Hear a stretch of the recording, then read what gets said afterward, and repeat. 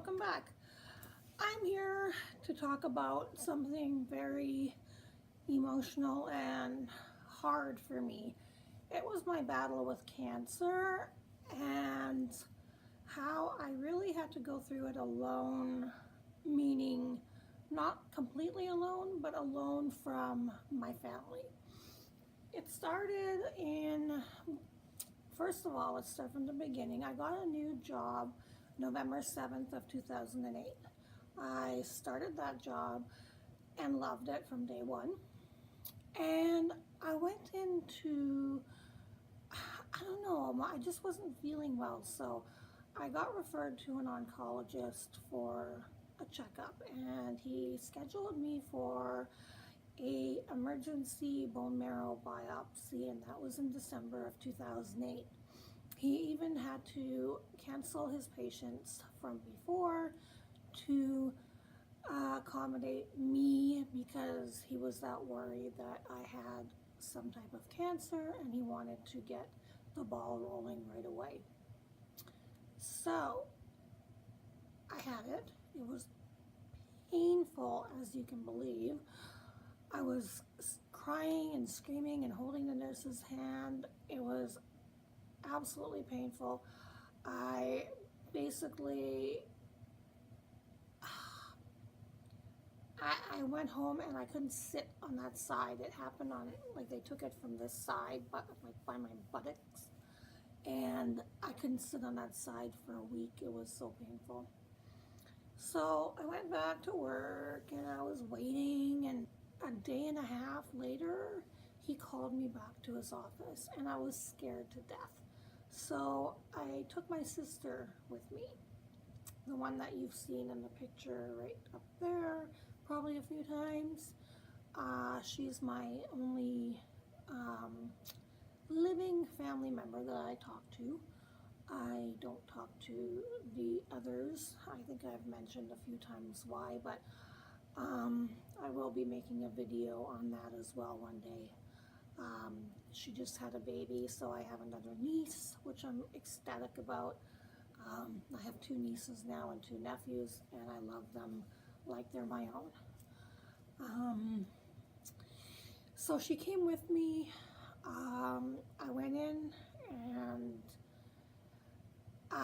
she didn't come in the room. I knew how emotional I was going to be, so I wanted to force myself to be strong. So the doctor said that I had lymphoma and I had to start chemo in January.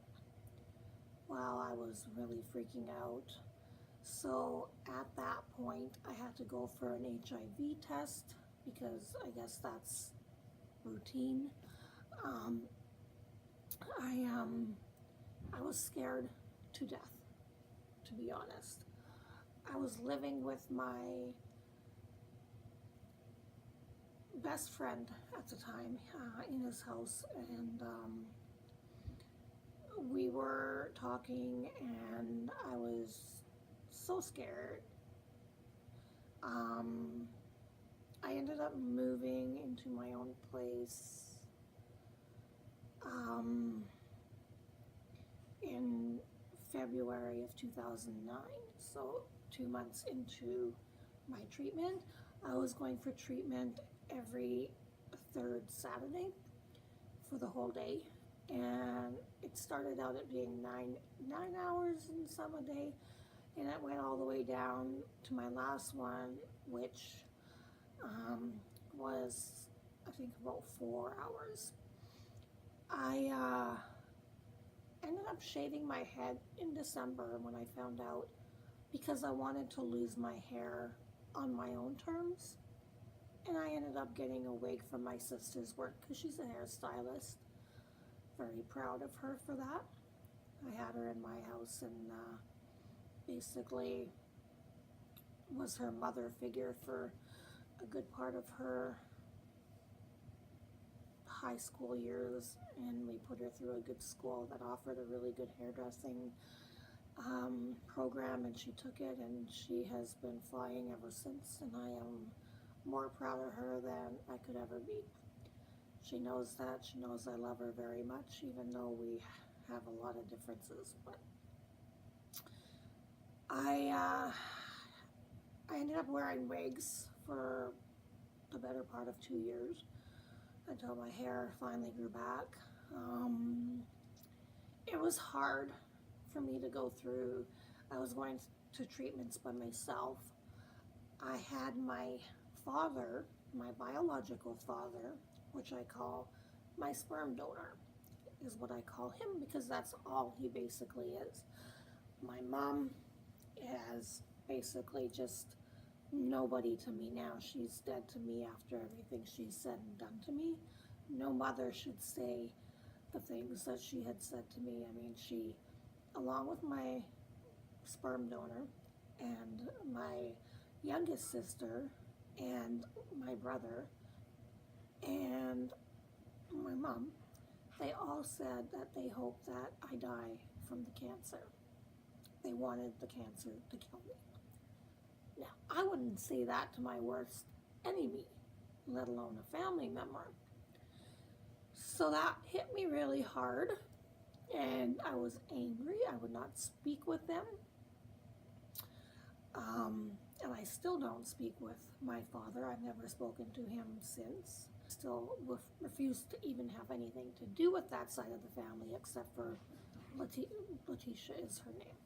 I have a sister on my mom's side, and she's the same way. She wants me dead. She wishes me dead, even after taking her in, even after doing things for her. So basically, family wasn't around when I was going through all this, so it was pretty much my husband, who he wasn't my husband at the time, and my best friend, but you know, they were working, so I didn't want to bother anybody. I don't like to be a bother to anybody either, so I'd always go for blood work every month, and I would bring it home, and it was always the same. It was never good, and finally I just went through the chemo, and I am now 6 years clean, but I have other health issues that I will get into in another video. I still continued to work at the new job I started in November. I did not take time off. I worked. There were Mondays and Tuesdays sometimes that I had to call in sick after a Saturday chemo session because I was too sick to go to work, and they were very understanding. So I refused to take any time off except for a day or two when I was really, really feeling it. Sometimes it would hit you and you would feel really bad where I'd have to stay basically in the bathroom and throw up a lot, and I couldn't be doing that at work. I had more support from the co-workers that I just met in November of 2008 than my own family. I lost so much weight.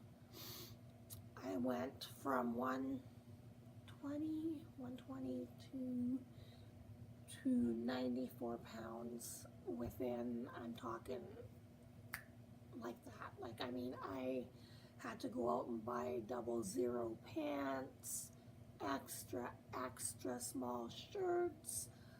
My boobs were non-existent. I'm lucky if I fit a 34. I was all bone, skin and bone. It was disgusting. And yet I still thought I was fat. I'm going through all this stuff, and I still have body dysmorphia. What was wrong with me? What is wrong with me? Because I still have it. Even though I've gained weight and I am heaviest as I ever been, I still look in the mirror and think I'm 400 pounds. Like, if anybody else is going through something like this, I want you to know that there is a light at the end of the tunnel, and no matter what they say to you, no matter how negative they think that your condition is, there is always some positivity that can come out from a bad, negative situation. To hear the words of, I hope you die of cancer, and you know, having your family be so horrible to you. My mom told me that she wishes she could push me back into her vagine because she doesn't think I deserve to be on this planet. Who says that to their kid, even though she did not bring me up? My grandmother, my Baba, brought me up. She was my mother, my grandmother, and my best friend. She was the one who kept the family together. My mom never works. She worked a long time ago. She doesn't work now. She lives off of my stepdad. Poor guy. I love him to death. I was with him every single time he went to chemo. He had the exact same thing I did, twice. And he may have had it a third time now. I don't know, because nobody's talking to me, and what she says goes. So if she says he can't talk to me, then he can't talk to me, and he won't talk to me. We were this close. I went traveling to him to Alberta when he had to go for x-rays or for checkups for his doctor because he got injured at work up north. And I was there for him for his chemo. I went every single chemo appointment he had for a year. I went every one. My mom never went to any. I sat there with him for 8 hours every month. And whether I fell asleep or did whatever, I was beside him the whole time. I would not leave. My stepdad was more of a father to me than my own dad, and he always will be. So that's my video, guys. I know it wasn't a good, funny one, but I just wanted to share that with you. I hope you all are doing great, and if you guys are going through anything similar, please, you can reach out to me or anyone to talk to. I love you all. Please check out the videos here and keep smiling, and I'll see you in my next video. I love you guys. Bye.